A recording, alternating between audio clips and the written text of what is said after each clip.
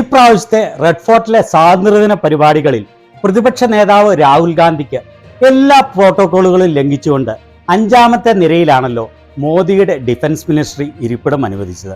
മോദിയുടെ ഈ വൃത്തികെട്ട മനസ്ഥിതിയെ പിച്ചു ചീന്തിക്കൊണ്ട് കോൺഗ്രസ് വക്താവ് സുപ്രിയ ശ്രീനാഥ് പറഞ്ഞ വാക്കുകൾ വൈറലാവുകയാണ്.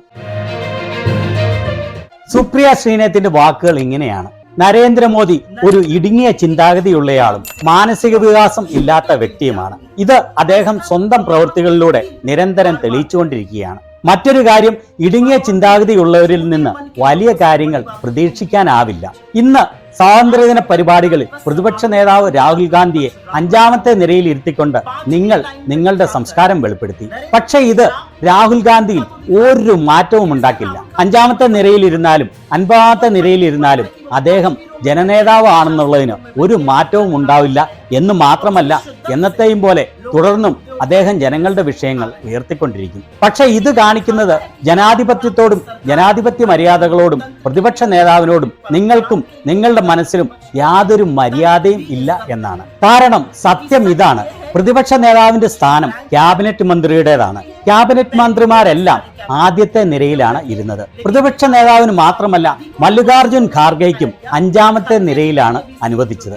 ഡിഫൻസ് മിനിസ്ട്രിയിൽ നിന്നും ഈ കാര്യത്തെക്കുറിച്ച് വന്ന ഒരു സ്റ്റുപ്പിഡ് ന്യായീകരണമാണ് ഒളിമ്പിക്സ് താരങ്ങളെ ബഹുമാനിക്കുന്നതിന് വേണ്ടിയാണ് രാഹുൽ ഗാന്ധിക്ക് 5ാമത്തെ റോയിൽ സീറ്റ് നൽകേണ്ടി വന്നത് എന്ന്. തീർച്ചയായിട്ടും ഒളിമ്പിക്സ് താരങ്ങളെ ആദരിക്കുക തന്നെ വേണം. അതുപോലെ തന്നെ ഒളിമ്പിക്സ് താരമായ വിനേഷ് ഫോഗട്ടിനെയും ആദരിക്കേണ്ടതാണ്. എന്നാൽ ഈ ആദരം അമിത്ഷാ, JP നഡ്ഡ, നിർമ്മല സീതാരാമൻ, ജയശങ്കർ എന്നിവർക്കൊന്നും വിനേഷിന് നൽകണ്ടേ? അപ്പോൾ നിങ്ങളുടെ ന്യായീകരണം വിഡ്ഢിത്തമാണെന്ന് നിങ്ങൾ തന്നെ തെളിയിച്ച സ്ഥിതിക്ക് ന്യായീകരണം ഒന്നും പറയാതിരിക്കുന്നതാണ് നല്ലത്. സർക്കാരിന്റെ തെറ്റുകളെ തുറന്നു കാണിക്കുകയും ജനങ്ങളുടെ വിഷയങ്ങൾ സർക്കാരിന്റെ മുന്നിൽ അവതരിപ്പിക്കുകയും ചെയ്യുന്നതിന് ജനാധിപത്യ സംവിധാനത്തിൽ പ്രതിപക്ഷ നേതാവ് അത്യന്താപേക്ഷിതമാണ്. സത്യം എന്താണെന്ന് വെച്ചാൽ, രാഹുൽ ഗാന്ധിയെ ഓർത്ത് നിങ്ങൾ അസഹിഷ്ണുതരാണ്. അദ്ദേഹം നിങ്ങളോട് കഠിനമായ ചോദ്യങ്ങൾ ചോദിക്കുന്നു. നിങ്ങളുടെ അഴിമതിയും കഴിവില്ലായ്മയും നിങ്ങളുടെ മുഖത്ത് നോക്കി തുറന്നു പറയാൻ ധൈര്യപ്പെടുന്നു. അതുകൊണ്ട് നിങ്ങൾ 5ാമത്തെ റോയിൽ ഇരുത്തിയാലും 50ാമത്തെ റോയിൽ ഇരുത്തിയാലും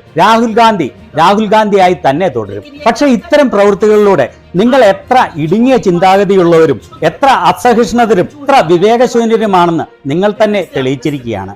രാഹുൽ ഗാന്ധിയെ 5ാമത്തെ റോയിൽ ഇരുത്തി അപമാനിക്കാൻ ശ്രമിച്ച മോദിയുടെ അടിവേരിളക്കിക്കൊണ്ടുള്ള സുപ്രിയ ശ്രീനാഥിന്റെ ഈ വാക്കുകളെ നിങ്ങൾ എങ്ങനെ കാണുന്നു?